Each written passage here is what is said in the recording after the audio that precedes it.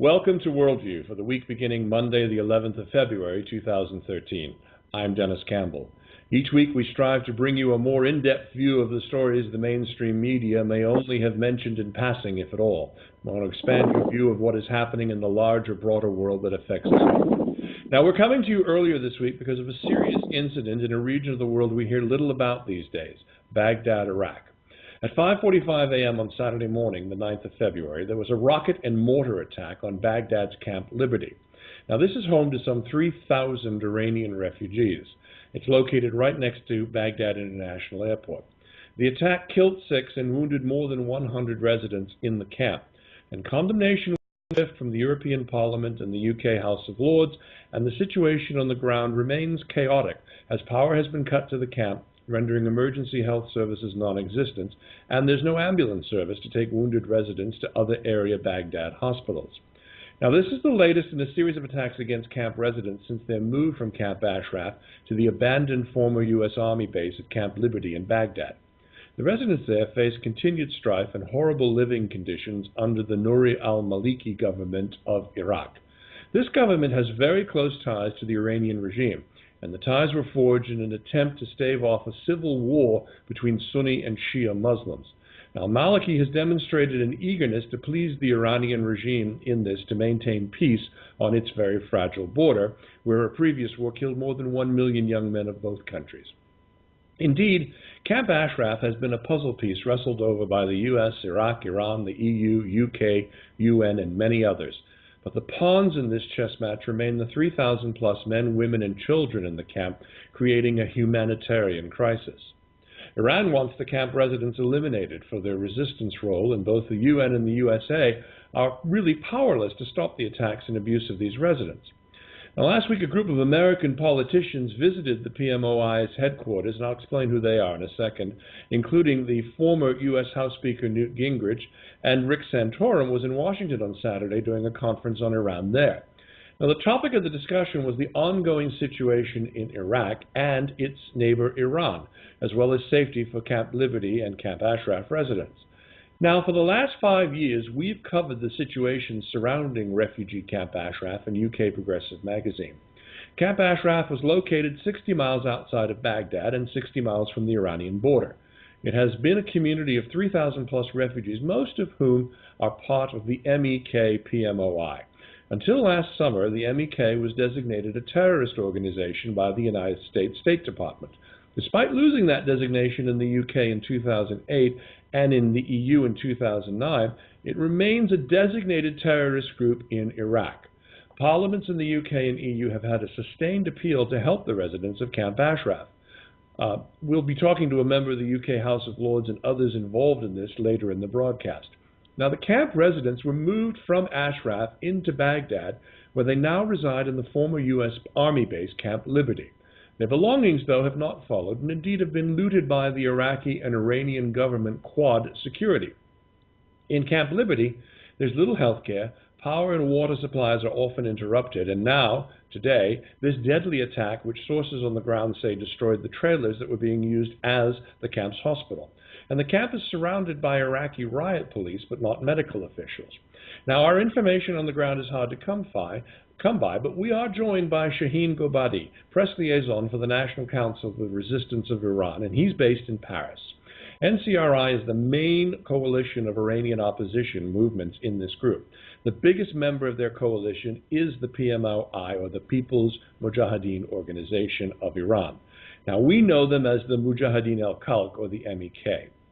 Now, Shahin is a thermonuclear engineer by training and was educated in the U.S., and it is indeed the NCRI who originally blew the whistle on the regime's clandestine nuclear program in August of 2002 and has made dozens of subsequent revelations leading to UN sanctions against the regime. Their network also played an important role in fomenting and continuing the Green Revolution uprising in 2009 and 2010. And indeed, 3 of NCRI's activists were hanged in Iran for their role in those uprisings. Shahin Gobadi, welcome to Worldview. Thank you for having me today. Thank you. Now, did I get anything wrong in that introduction? Basically, you got it almost correct, except for the fact that we think the U.S. and UN can do a lot to safeguard the protection and welfare of people at Camp Liberty. That's exactly what they had promised, and unfortunately, as we witnessed today, that was not what they had done. In particular, the UN and its point man in Iraq, Martin Kobler, has been far from his mandate, which has been to guarantee the welfare and the safety and protection of people of Camp Ashraf who moved to Camp Liberty through something which was very much tantamount to a forcible move and forcible relocation. What is the latest news on the ground in Camp Liberty? I mean, we've seen photos and some news reports. My understanding is that there are other members now of the global community who are ignoring the snowstorm in the northeastern United States and beginning to pay attention to this. Give me an idea of what's happening and who are some of the people that have now expressed official outrage and news outlets that are covering this. Well, at 5:45 Saturday morning local time, Camp Liberty came under a rocket and mortar attack, as a result of which 6 of the residents were all defenseless and are protected people under the 4th Geneva Convention were slain, among them a woman, and more than 100 others wounded, some of them seriously. Given the fact that Camp Liberty is very much like a prison, as it has been ascribed by the UN group for arbitrary detention declared, it lacks even the most basic facilities and equipment to take care of the 100 people who were wounded, and that very much exacerbates and compounds the agony and the pain for the residents. Actually, what happened was that after residing in Camp Ashraf, a modern town that the residents built themselves with their own resources and their own endeavor, as a result of the pressures exerted by the Iranian regime on the Iraqi government, which is basically the stooge of the Iranian regime in Iraq, the residents were forced to move from Camp Ashraf to Camp Liberty since last year. And this is despite the fact that Camp Liberty is about 80 times, 80, smaller than Camp Ashraf. It's only half a square kilometer. And from the very beginning, it was evident that this place lacks the most basic necessities and standards of even a refugee camp according to the UN standards, and that's exactly what the UN internal assessment showed. But unfortunately, Martin Kobler, who is the UN Secretary General's representative in Iraq, who had no objective but to put in favor with the Iraqi government, pushed them and to move, and he gave a very, very erroneous assessment about the situation at Camp Liberty.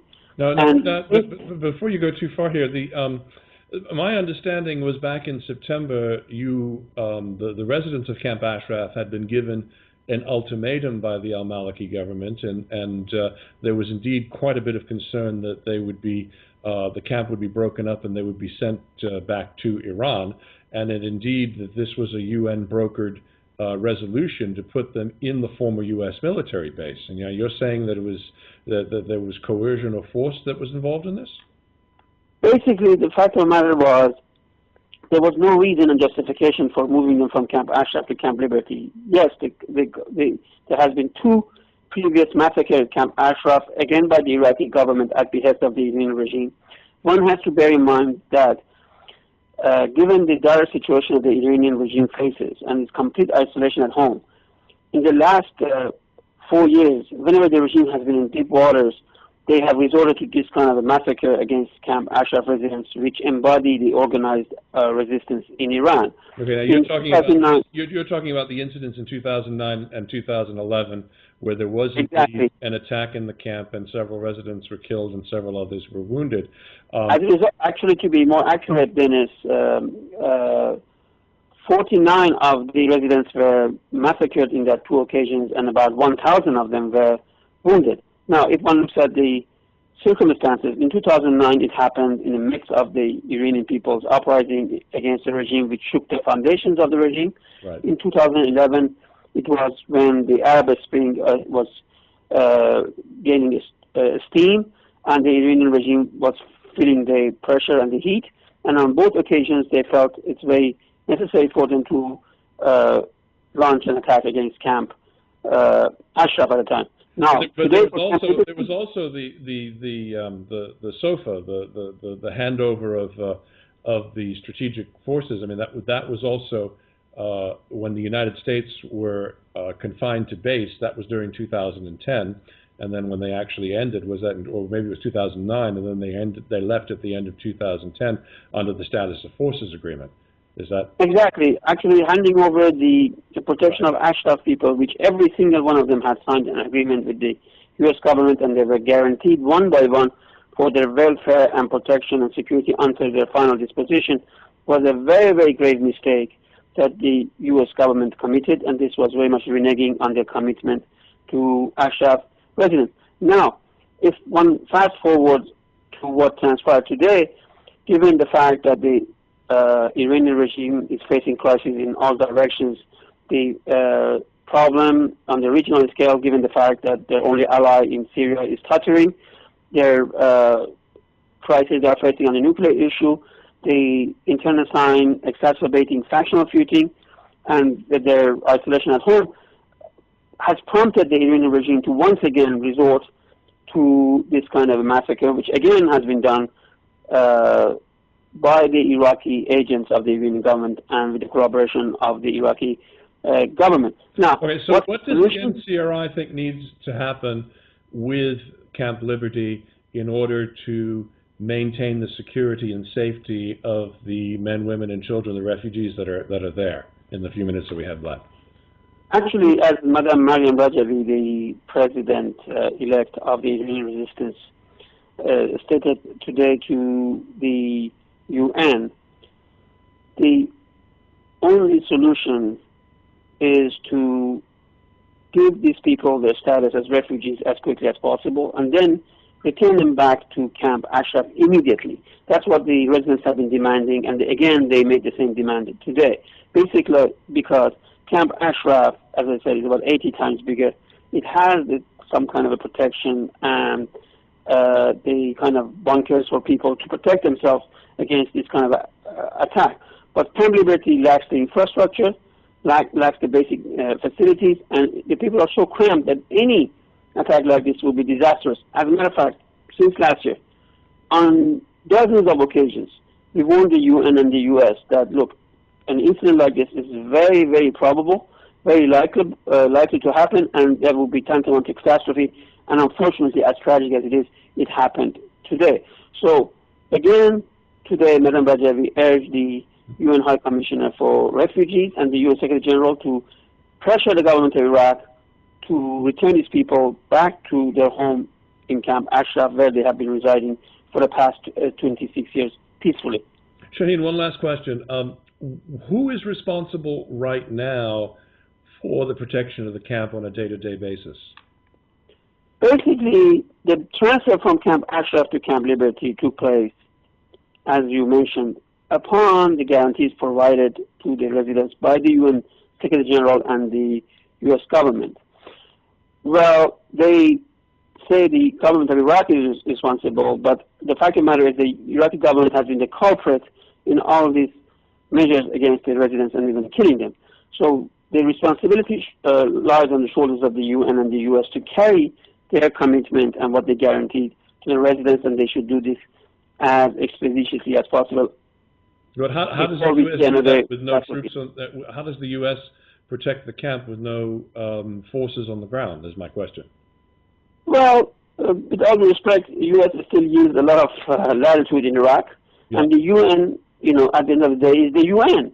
And these are the people who guarantee these people the protection and welfare. So are there UN peacekeeping forces on the ground in Baghdad now? There are UN monitors in Camp Liberty. Monitors. And what makes the case even more very, very, very ironic is the fact that Camp Liberty is located at the middle and the height, at the middle of a very, very military area, a very secure area.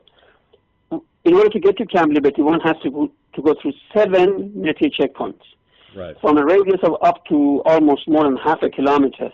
It's all Iraqi police and military units surrounding Camp Liberty. So it's obvious that this attack could not have taken place without some involvement and complicity of the Iraqi government. So that's why the current situation is absolutely unacceptable, untenable, and very, very dangerous. And as I said, the only solution is to people of Camp Liberty to go back to Camp Ashraf, which, given the space they have, given the facilities they have, given the type of bunkers that they had built over the years, their safety was much more guaranteed. To prove that point, in the past 26 years, Camp Ashraf came under several times of attacks by the Iranian regime's airplanes, missile attacks, even Scott B missiles were fired at Camp Ashraf, and as a result, only one in the past 26 years residents was killed because of the Iranian regime's direct attack. And now, even today, in one day we have 6 killed and 100 wounded. I think that speaks by itself. Well, this is a story we will be watching moving forward. We've been speaking with Shahin Gobadi from the National Council of Resistance in Iran, and thank you for joining us here on Worldview. Thank you, Dennis, and I hope you keep up the good work and getting the word out. Thank you, and we'll be back after this.